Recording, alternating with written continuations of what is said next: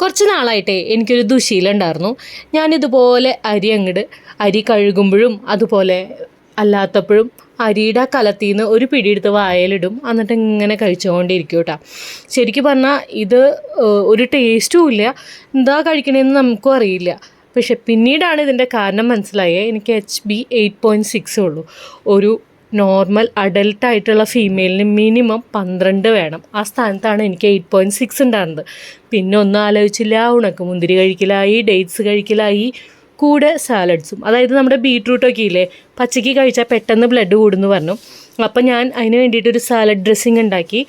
നമ്മുടെ മഖാന സീഡ് ഒരു പിടി എടുത്തു, പിന്നെ അതിലേക്ക് ഒരു സ്പൂൺ തൈര് ഒഴിച്ചു, ഒരു സ്പൂൺ ആപ്പിൾ സിഡർ വിനെഗർ ഇട്ടു, പിന്നെ ജീരകത്തിൻ്റെ പൊടി, ചതച്ച മുളക്, ഉപ്പ്, പിന്നെ ഫ്ലേവറിന് വേണ്ടിയിട്ട് വീട്ടിൽ തന്നെ ഉണ്ടായ നമ്മുടെ കുറച്ച് പുതിന ലീവ്സ് ഇട്ടു. നന്നായി ഒന്ന് ബീറ്റ് ചെയ്തെടുത്തു മിക്സിയിൽ. പിന്നെ അത് നമ്മുടെ ക്യാരറ്റ്, കുക്കുംബർ, തക്കാളി, പിന്നെ നമ്മുടെ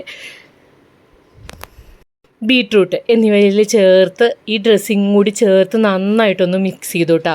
അപ്പോൾ കഴിക്കാനായിട്ട് ഒരു പ്രത്യേക ടേസ്റ്റ് ഉണ്ട്. നമ്മൾ പിന്നെ പച്ചയ്ക്ക് നമ്മുടെ ബീട്രൂട്ടൊക്കെ കഴിക്കുമ്പോൾ ഒരു ചൊവ ഉണ്ടാവുമല്ലോ, അതൊന്നും ഉണ്ടാവില്ല ഇങ്ങനെ ഈ സാലഡ് ഡ്രസ്സിങ് മിക്സ് ചെയ്ത് കഴിക്കുമ്പോൾ.